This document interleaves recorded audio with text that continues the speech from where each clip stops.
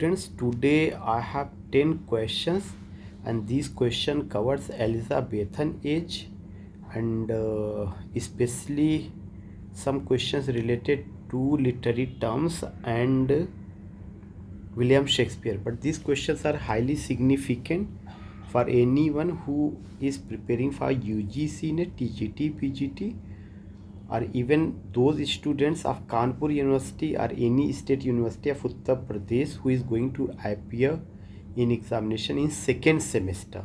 तो ये उनके लिए भी काफ़ी बेनिफिशियल है. एंड क्वेश्चन नंबर 1 है which of the following is incorrect. इनमें से कौन सा एक इनकरेक्ट है. इट मीन्स दैट एक तरफ टर्म दिया गया है, दूसरी तरफ उस टर्म के प्रोपाउंडर का नाम दिया गया है. जैसे पहला टर्म है निगेटिव कैपेबिलिटी, एक कॉन्सेप्ट जॉन कीट्स का है. बिल्कुल सही है. थिएटर ऑफ एब्जर्ड एक कॉन्सेप्ट मार्टिन एसलिन का है, सही है. Stream of consciousness technique William James का है, ये भी सही है. विलियम जेम्स ने स्ट्रीम ऑफ कॉन्शसनेस टेक्निक अपनी किताब प्रिंसिपल्स ऑफ साइकोलॉजी में दिया था जो 1890 ईस्वी में आई थी. और विलियम जेम्स एक वेल नोन नावलिस्ट थे जिनका नाम हेनरी जेम्स था, उनके भाई थे. विलियम जेम्स साइकोलॉजिस्ट थे और स्ट्रीम ऑफ कॉन्शसनेस टेक्निक को 20वीं सेंचुरी के जो नावलिस्ट हैं जैसे Henry James, James Joyce, Virginia Woolf, उन्होंने उसको अपने नावल में एडॉप्ट किया हुआ है उस टेक्निक को. और जो स्ट्रीम ऑफ कॉन्शसनेस टेक्निक है ये psychological penetration of human heart और माइंड है कि जो इंसान है उसका जो मनोवैज्ञानिक सोच है उसको लेकर के इसमें बात की जाती है. पैथेटिक फैलेसी एक कॉन्सेप्ट है जो किसने दिया है, जॉन रस्किन ने दिया है. ब्लैंक वर्ड्स जो कॉन्सेप्ट है या ब्लैंक वर्ड्स का सबसे पहली बार अगर यूज़ किसी ने किया हुआ है इंग्लिश लिटरेचर में तो हेनरी होवर्ड अर्लाप सरे ने किया, ये बात भी सही है. हेनरी होवर्ड अर्लाप सरे जो एक वेल नोन सोनेटियर थे उन्होंने ब्लैंक वर्ड्स का पहली बार यूज़ किया है. वर्जिल का एक लिटरेरी एपिक है जिसका नाम एनीड है, AENEID. वर्जिल का एक लिटरेरी एपिक है जिसका नाम एनीड है जो 12 किताबों में डिवाइड की गई है. उसकी किताब नंबर बुक एंड सेकेंड जो 1540 में आया हुआ था उसमें उसका लैटिन से इंग्लिश में ट्रांसलेशन हेनरी होवर्ड अर्लाप सरे ने किया था. तो अगर कभी क्वेश्चन आता है कि ब्लैंक वर्ड्स को किसने पहली बार यूज़ किया इंग्लिश लिटरेचर में तो हेनरी होवर्ड अर्लाप सरे ने. मैं अपने प्रीवियस वीडियो में या प्रीवियस लेक्चर में आपको ये बताया था कि ब्लैंक वर्ड्स क्या है, अनराइम्ड फॉर्म ऑफ वर्ड्स होता है. और शेक्सपियर ने, जॉन मिल्टन ने, विलियम वर्ड्सवर्थ ने और विक्टोरियन एज के तमाम बड़े राइटरों ने जो भी पोएम्स लिखा, ड्रामा लिखा, उसमें उन्होंने ब्लैंक वर्ड्स का यूज़ किया है. और ब्लैंक वर्ड्स में भी जो मीटर उन्होंने यूज़ किया है वो आयाम्बिक पेंटामीटर रहा है. दूसरा है कि फ्री वर्ड्स का use American poet Walt Whitman ने किया, ये बात सही है. 1855 ईस्वी में वाल्ट विटमैन की एक किताब आती है लीव्स ऑफ ग्रास जो कलेक्शन ऑफ पोएम होता है, उसमें उन्होंने पहली बार फ्री वर्ड्स का यूज़ किया. फ्री वर्ड्स का मैंने प्रीवियस लेक्चर में बताया था कि फ्री वर्ड्स को वर्ड्स लिब्रा, फ्रेंच में इसको वर्ड्स लिब्रा कहा जाता है और इंग्लिश में इसका एक दूसरा नाम भी ओपन फॉर्म जो है. और फ्री वर्ड्स एक आइडियल वर्ड्स फॉर्म रहा है मॉडर्न एज का. लास्ट जो पहले क्वेश्चन का जो 7th पॉइंट है हीरोइक कपलेट. हीरोइक कपलेट का यूज़ सर थॉमस यॉर्ट ने नहीं किया है बल्कि हीरोइक कपलेट का जो यूज़ है वो जो है सबसे पहले इंग्लिश लिटरेचर में जियोफ्रे चॉसर ने किया जिसे फादर ऑफ इंग्लिश पोएट कहा जाता है. और जियोफ्रे चॉसर को हम लोग मॉर्निंग स्टार ऑफ रिनेशा भी कहते हैं. और जियोफ्रे चॉसर ने हीरोइक कपलेट का यूज़ अपनी किताब लीजेंड ऑफ गुड वुमन में और साथ ही साथ कैंटरबरी टेल्स में किया हुआ है. तो सबसे पहले उन्होंने उसका use legend of good woman में किया हुआ है. तो क्वेश्चन नंबर 1 का जो 7th पॉइंट था वो गलत है मैचिंग.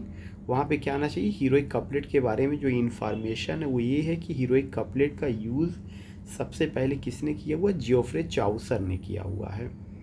और इस शीट के लास्ट में इसका एक्सप्लेन करके आंसर भी दिया गया है. फिर आगे क्वेश्चन नंबर 2 है कि which of the following is not correct. ये क्वेश्चन जितना भी है सब चॉसर और उनके एज को लेकर के बनाया गया. चॉसर जिसे हम फादर ऑफ इंग्लिश पोइट्री कहते हैं, तो इसमें बताया गया कि मॉर्निंग स्टार ऑफ रिनेशा इस चॉसर. जो मॉर्निंग स्टार ऑफ रिनेशा हैं चौसर को ये पदवी दी जाती है, बिल्कुल सही है। यहाँ एक चीज़ मैं और जोड़ूंगा कि morning star of reformation John Wycliffe को कहा गया है, जिसे फादर ऑफ इंग्लिश प्रोज कहा जाता है। तो दो चीज़ें हमें ध्यान में रखनी है, मॉर्निंग स्टार ऑफ रिनेशन चौसर जो फादर ऑफ इंग्लिश पोइट्री हैं, morning star of reformation John Wycliffe जो फादर ऑफ इंग्लिश प्रोज हैं। इसी तरह से इवनिंग स्टार ऑफ रिनेशा किसको कहा जाता है, जॉन मिल्टन को कहा जाता है। और evening star of reformation John बनियान को कहा जाता है। तो ये 4 पॉइंट है जो हमें ध्यान में रखना है। क्वेश्चन नंबर 2 का जो बी वाला पॉइंट है कि Chaucer is known as father of English poetry, ये बात सही कि चाउसर को फादर ऑफ इंग्लिश पोइट्री कहा जाता है। सी है Matthew Arnold said with Chaucer our real poetry was born, की चाउसर के साथ हमारी रियल पोइट्री या वास्तविक इंग्लिश पोइट्री की शुरुआत होती है, ये बात भी सही। चाउसर ने 3 लैंग्वेज में लिखा हुआ, फ्रेंच में, लैटिन में और इंग्लिश में। उन्होंने 3 राजाओं की भी सेवा की है। चाउसर का जो पीरियड है 1350 से 1400 ईस्वी का पीरियड है, उसको एज ऑफ चाउसर के नाम से जाना जाता है। चाउसर ने जिस इंग्लिश का यूज़ किया वो डायलेक्ट था, जिसे मिडलैंड डायलेक्ट कहा जाता है। चाउसर का जो मास्टरपीस है कैंटरबरी टेल्स है। ऑप्शन डी है Chaucer's period covers the time from 1350 to 1400। Chaucer का जो पीरियड है 1350 से 1400 है, बिल्कुल सही है। नेक्स्ट है कि इन कैंटरबरी टेल्स, जो चाउसर का मास्टरपीस है वो प्रोलॉग टू कैंटरबरी टेल्स है, जो उन्होंने इंग्लिश में लिखा है, मिडलैंड डायलेक्ट का यूज़ किया है। उसमें 30 कैरेक्टर्स को लेकर के उन्होंने बात कही हुई। उसमें एक कैरेक्टर जो सबसे पहला और आइडियल कैरेक्टर है वो नाइट है। तो इसमें क्वेश्चन पॉइंट ये बन रहा है कि चाउसर ने जो 30 कैरेक्टर्स यूज़ किए हुए हैं उसमें जो पहला कैरेक्टर नाइट है वो आइडियल कैरेक्टर है, बिल्कुल सही बात है। चाउसर ने एक स्टैंजा फॉर्म भी डेवलप किया, और पहले ही मैंने आपको बताया कि हीरोइक कपलेट का क्रेडिट चाउसर को ही दिया जाता है। और हीरोइक कपलेट किसका अपोजिट है, ब्लैंक वर्ड्स का। चूँकि हीरोइक कपलेट राइम्ड होता है, ब्लैंक वर्ड्स अनराइम्ड होता है। दोनों में मीटर तो आयाम्बिक मीटर ही यूज़ किया जाता है, लेकिन डिफरेंसेस राइम को लेकर के हैं।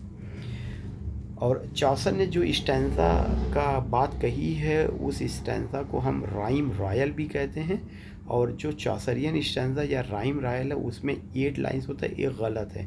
चाउसरियन स्टैंजा या राइम रॉयल में 7 लाइन्स होता है। तो क्वेश्चन नंबर 2 का जो एफ है वो गलत है। सही क्या है, चाउसरियन स्टैंजा और राइम रॉयल है 7 वर्ड्स लाइन, 7 लाइनें होती हैं। ब्लैक डेथ आकर्ड इन 1348। ब्लैक डेथ जो हुआ था वो 1348 ईस्वी में घटित हुआ था। यस, ब्लैक डेथ जो घटित हुआ था वो कब घटित हुआ था, 1348 में घटित हुआ था। Peasant revolt in 1381। Peasant revolt, black death कोई वैसा नहीं था, ये एक बीमारी थी जो आई हुई थी और चासर के टाइम में आई हुई थी, और उस समय के किंग का नाम मैं मिस कर रहा हूँ। तो उसको जो है ब्लैक डेथ एक प्लेग जैसा था, उसको रखा गया। तो एक क्वेश्चन कई बार पूछा गया कि ब्लैक डेथ 1348 में हुआ था, चासर के टाइम में, सही है। पीजेंट रिवोल्ट, किसानों ने एक विद्रोह किया था, चासर के समय में ये विद्रोह हुआ था। 1381 में ये विद्रोह हुआ था, और उसके जो नेता थे वैट टाइलर थे। Wat Tyler was the leader of peasant revolt. ये बात सही है कि वैट टाइलर किसानों के जो नेता थे वो थे जो है। तो it's a very significant point. तो question number 1 and 2 we have taken. Now question number 3 है, इसमें बताया गया कि एक तरफ एज है, उसके आगे उसका पीरियड दिया गया है, और ये पूछने की कोशिश की गई है कि इसमें से मिस मैच कौन सा है। पहला पॉइंट है क्वेश्चन नंबर 3 का, क्या question number 3, which of the following is miss match, इसमें से कौन सा एक मिस मैच है। द नार्मन कांकर्ड, नार्मन जो है एक ट्राइब का नाम है, और ये जो ट्राइब थी एंग्लो को डिफीट करके 1066 ईस्वी में ये ट्राइब इंग्लैंड में आती है। तो पहले जो पीरियड था इंग्लैंड में वो एंग्लो सैक्सन पीरियड था 450 से 1066।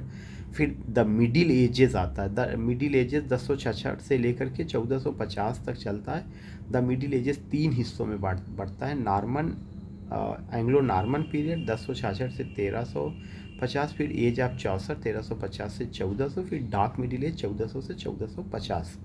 इसमें एक क्वेश्चन, पहला पॉइंट है कि जो नॉर्मन कांकर्ड है, नॉर्मन ने जो जीता था युद्ध को, जिसे उस युद्ध को बैटल ऑफ हास्टिंग्स कहा जाता है। यह युद्ध किसके खिलाफ था, सैक्सन के खिलाफ था। सैक्सन भी एक ट्राइब है, नॉर्मन भी एक ट्राइब है। ये जो ट्राइब थी स्कैंडिनेविया, जर्मनी और इटली वगैरह से ये सब आई हुई थी वहाँ की एरिया में। तो पहली जो ट्राइब इंग्लैंड या इंग्लिश पीपल के साथ मिल करके इंग्लैंड का निर्माण करती है वो सैक्शन थी। सैक्शन को रिप्लेस किसने किया? नॉर्मन ने किया। कब रिप्लेस किया? एक युद्ध में जिसका नाम है बैटल ऑफ हास्टिंग। और यह युद्ध क्या कब हुआ था? 1066 में। बैटल ऑफ हास्टिंग को नॉर्मन वार भी कहा जाता है क्योंकि नॉर्मन जो ट्राइब थे उन्होंने सैक्शन को डिफीट किया था। तो पहला पॉइंट सही है कि अगर एक क्वेश्चन आता है बैटल ऑफ हास्टिंग या नॉर्मन वार कब हुआ था? 1066 में। और नॉर्मन ने किसको पराजित किया था? सैक्शन को पराजित किया था। सैक्शन क्या है? एक ट्राइब है जो नॉर्मन से पहले आए थे और वो सब लोग वही इटली वाला एरिया, जर्मनी का, स्कैंडिनेविया का पार्ट ले कवर करता है। दूसरा पॉइंट है एंग्लो नॉर्मन जो पीरियड है द मिडिल एजेस, जैसे मैंने बताया इंग्लिश लिटरेचर में सबसे पहला जो एज है वो एंग्लो सैक्शन है। कब से कब तक है? 450 से 1066 है। उसके बाद जो पीरियड आता है उसको द मिडिल एजेस कहा जाता है। द मिडिल एजेस जो है बैटल ऑफ हास्टिंग के बाद से शुरू होता है 1066 से लेकर 1450 तक। उसको 3 हिस्सों में बांटा जाता है जिसमें आपका एंग्लो नॉर्मन पीरियड 1066 से 1350, एज ऑफ चौसर 1350 से 1400, फिर आपका जो है जो लास्ट वाला डार्क मिडिल है 1400 से 1450। तो जो बी पॉइंट है वो ये है कि एंग्लो नॉर्मन पीरियड 1066 से 1350 सही है। डार्क मिडिल एज 1350 से 1400 तक है, सही है। Anglo section period dark middle age 1350 से 1400, ये ऑप्शन गलत है। डार्क मिडिल एज 1400 से 1450 तक रहा है। जो 1350 से 1400 तक का जो पीरियड है उसको एज ऑफ चौसर कहा जाता है। फिर डी है एंग्लो सैक्शन पीरियड 450 से 1066 है, बिल्कुल सही है।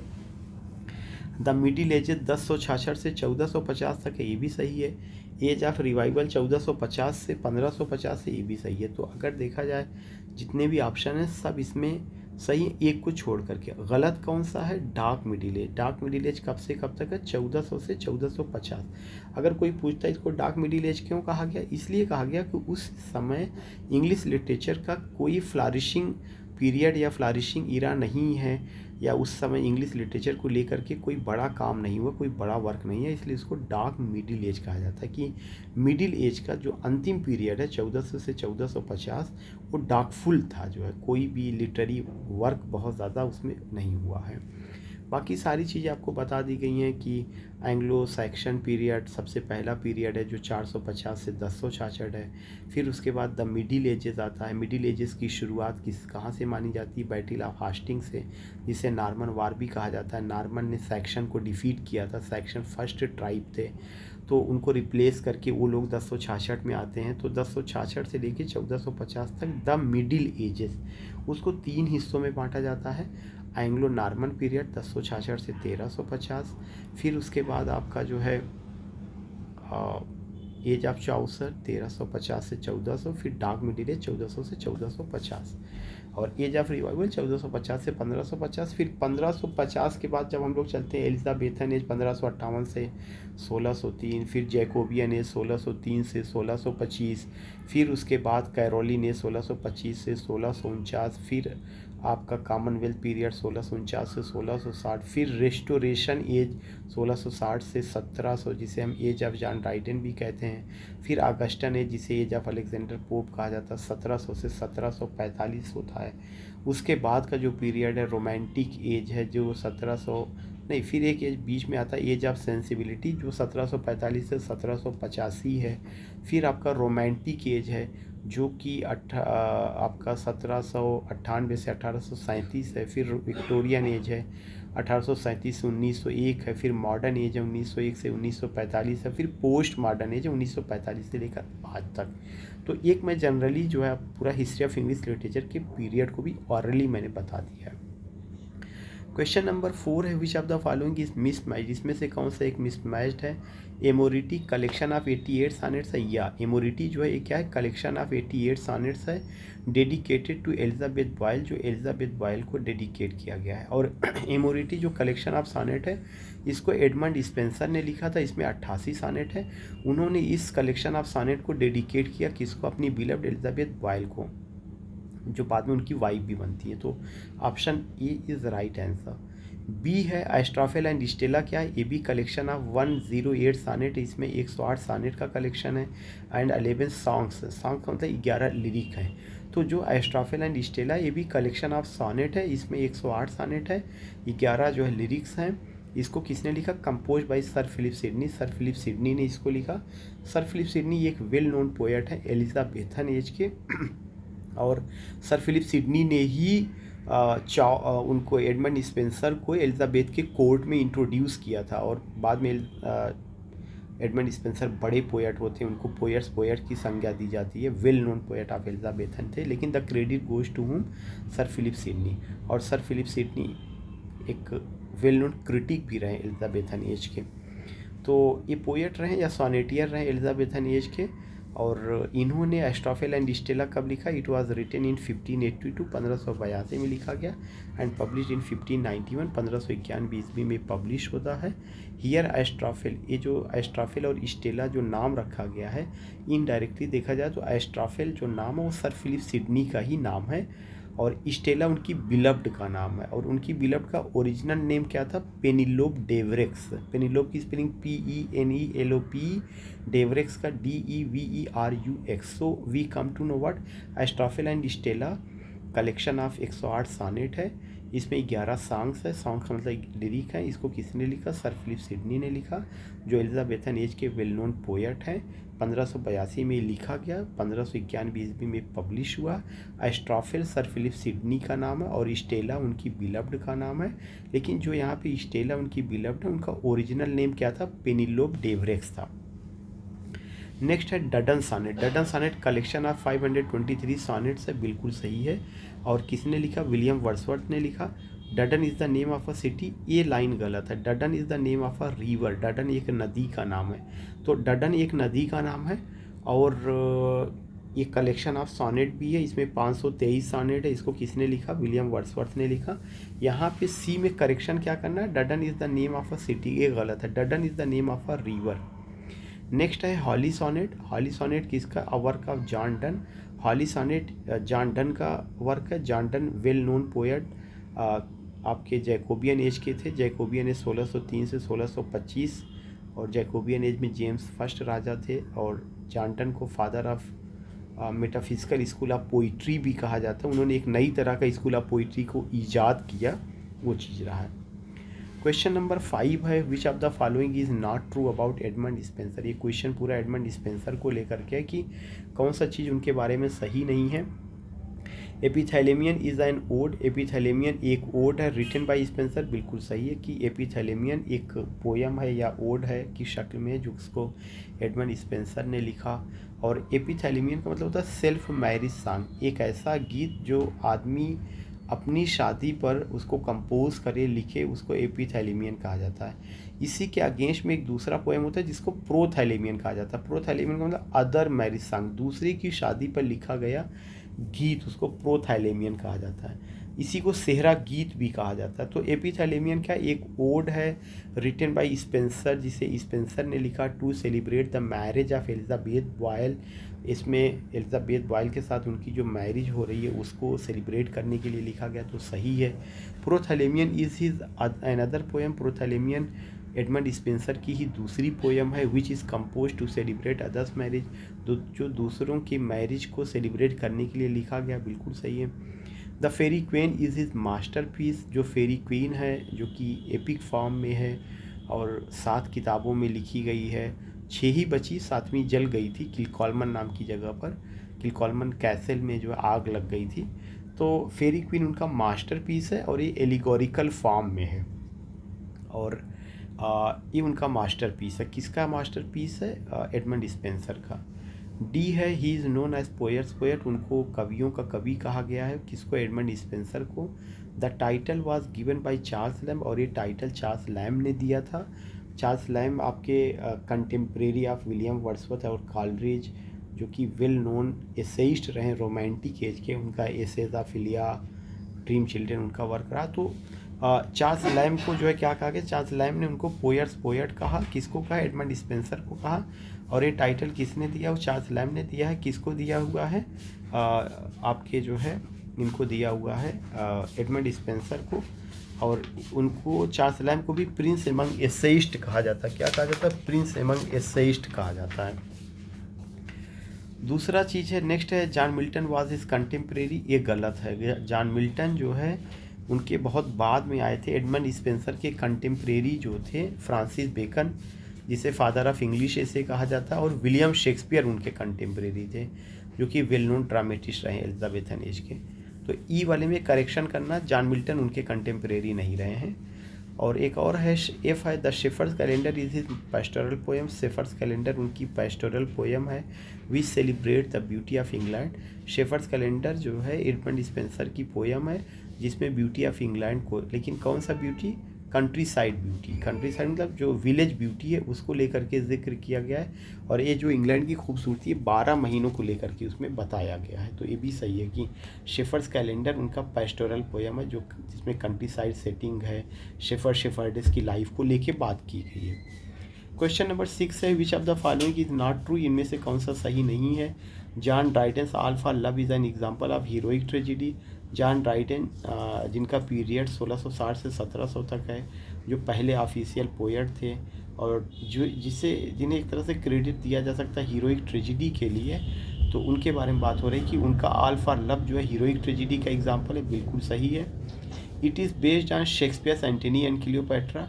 ये शेक्सपियर के एंटनी और क्लियोपैट्रा पर आधारित है। ये भी सही है कि ये जो है किस पर आधारित है? शेक्सपियर के एंटनी और क्लियोपैट्रा पर आधारित है। शेक्सपियर ने भी एक ड्रामा लिखा था एंटनी और क्लियोपैट्रा, जो रोमन ट्रेजेडी रही है, उसी की कहानी को लेकर के जॉन ड्राइडेन ने ऑल फॉर लव लिखा है। और जो आपका जॉन ड्राइडेन का ऑल फॉर लव है, it is written in blank words. बिल्कुल सही है। Not only All for Love, बल्कि शेक्सपियर का एंटोनी और क्लियोपैट्रा दोनों ब्लैंक वर्ड्स में लिखा गया है। क्योंकि हीरोइक कपलेट हमेशा जो हीरोइक ट्रेजिडी वो हीरोइक कपलेट में लिखा जाता था, लेकिन ऑल फॉर लव जो है, जिसका सब title the world will last है, वो आपका ब्लैंक वर्ड्स में लिखा गया है। फिर है it has the sub title the world will last. इसका जो सब टाइटल है द वर्ल्ड विल लास्ट है, बिल्कुल सही है। किसका सब टाइटल? ऑल फॉर लव का। हीरोइक ट्रेजिडी और रेस्टोरेशन ट्रेजिडी, हीरोइक ट्रेजिडी को रेस्टोरेशन ट्रेजिडी कहा जाता है। क्यों? क्योंकि ये रेस्टोरेशन एज में आई है। उस समय जो राजा थे चार्ल्स सेकंड थे। और हीरोइक ट्रेजिडी या रेस्टोरेशन ट्रेजिडी केम इन ऑगस्टन एज, ये गलत है। ऑगस्टन एज में नहीं आई है, बल्कि किस एज में आई है? रेस्टोरेशन एज में आई हुई है। रेस्टोरेशन एज कब से कब तक है? 1660 से 1700 ईस्वी तक है। तो यहाँ करेक्शन करना है। ऑगस्टन एज जो है एज ऑफ अलेक्जेंडर पोप का है, तो उसका पीरियड सही है, लेकिन जो पॉइंट इसमें कि रेस्टोरेशन ट्रेजिडी या हीरोइक ट्रेजिडी ऑगस्टन एज में, ये गलत है। एफ आई कि John Dryden was the leading poet of restoration age. बिल्कुल सही। जॉन ड्राइडेन रेस्टोरेशन एज के लीडिंग पोएट थे। 1660 से 1700 ईस्वी तक का पीरियड जो है रेस्टोरेशन एज या एज ऑफ जॉन ड्राइडेन कहा जाता है। John Dryden was the first official poet. John Dryden पहले ऑफिशियल पोएट थे, ये बात भी सही है। क्वेश्चन नंबर 7 है, find out the wrong fact in the following sentences. इसमें गलत क्या है? William Wordsworth was the leading poet of romantic as. William Wordsworth leading poet थे रोमांटिक एज के, सही है। रोमांटिक एज का टाइम क्या है? 1798 से 1837। और विलियम वर्ड्सवर्थ को high priest of nature, poet of nature कहा जाता है। उन्होंने पैंथिज्म और क्या क्या कॉन्सेप्ट दिया हुआ है। बी है, बी क्या है? He gave the concept of poetic diction. उन्होंने पोइटिक डिक्शन का कॉन्सेप्ट दिया अपनी लिरिकल बैलाड में, अपने प्रीफेस। लिरिकल बैलाड में उन्होंने प्रीफेस जोड़ा था, जो 1800 ईस्वी को आता है। उसमें उन्होंने किसका कॉन्सेप्ट दिया हुआ? उसमें उन्होंने जो है जो कॉन्सेप्ट दिया हुआ है वो पोइटिक डिक्शन का कॉन्सेप्ट दिया हुआ है, जो कि 1800 ईस्वी में आया। पोइटिक डिक्शन का मतलब सिलेक्शन ऑफ वर्ड्स, और उन्होंने ये सपोर्ट किया था कि जो रस्टिक पीपल हैं उन लोगों की लैंग्वेज को इसमें यूज़ करना चाहिए। नेक्स्ट है, he compose the words line child is the father of man in Tintern. अभी ये गलत है। Child is the father of man उन्होंने रेनबो में है, उन्हीं का लाइन, लेकिन रेनबो नाम की पोयम में उन्होंने इसका जिक्र किया है। टिंटन अभी इज़ अ ड्रामेटिक लिरिक। जो टिंटन अभी वर्ड्सवर्थ की पोयम है, जो एक ड्रामेटिक लिरिक है, ये पहली बार आई है लिरिकल बैलाड में 1798 में, सही है। Coleridge was the bosom friend of Wordsworth. Coleridge Wordsworth के अच्छे दोस्त थे। Who made the distinction between fancy and imagination, जिन्होंने पहली बार फैंसी और इमेजिनेशन का अंतर बताया। इन हिज बुक, अपनी किताब बायोग्राफिया लिटरेरिया, जो कि 1817 ईस्वी में, सही है। इन चैप्टर 14 में, ये बात भी सही है। तो कॉलरिज का एक योगदान क्या है। कॉलरिज एक तो वर्ड्सवर्थ के दोस्त थे और कॉलरिज ने फैंसी और इमेजिनेशन के बीच का अंतर बताया अपनी किताब बायोग्राफिया लिटरेरी जो 1817 ईस्वी में आती है। और किस चैप्टर में? चैप्टर 14 में। फिर है the prelude, this is autobiographical epic. Prelude उनका ऑटोबायोग्राफिकल एपिक है। किसका? वर्ड्सवर्थ का। ये लाइन भी सही है। क्वेश्चन नंबर 8 है which of the following term is applied to a dramatic representation of serious and important action. ये बहुत सिंपल सा है कि कौन सा टर्म ऐसा है जो कि ड्रामेटिक रिप्रेजेंटेशन जिसमें सीरियस और इम्पॉर्टेंट एक्शन होता है, वो ट्रेजिडी है। तो 8 का डी सही है कि which of the following term is applied to a dramatic representation of serious and important action, tragedy. Question number 9 है his story requires Romans or kings but he thinks only one man who remarked it for William Shakespeare. किसने William Shakespeare के बारे में कहा? ये बात doctor Samuel Johnson ने कहा है विलियम शेक्सपियर के बारे में। क्वेश्चन नंबर 10 है who called Shakespeare the largest and most comprehensive soul. ये बात जो है जॉन ड्राइडन का। जॉन ड्राइडन ने ये टाइटल दिया हुआ है। And you here find what? You here find the details of the institute, this is the mobile number और WhatsApp number. If you feel any query you can give a call. तो question number 10 क्या है? Who called Shakespeare the largest and most comprehensive soul, John Dryden का है। इसके अलावा ये सब एक्सप्लेन किया गया है कि आंसर 1 में कौन सा सही है, 2 में कौन सा सही है, 3 में कौन सा, 4, 5, 6 में कौन सही है, 7 में, 8 में, 9 में, 10 में, ये सब डिटेल में दिया गया। जो मैंने एक्सप्लेन किया उसी का डिटेल डिस्क्रिप्शन यहाँ पे दिया गया। तो you can just go with these answers and just give your feedback how did you find this class.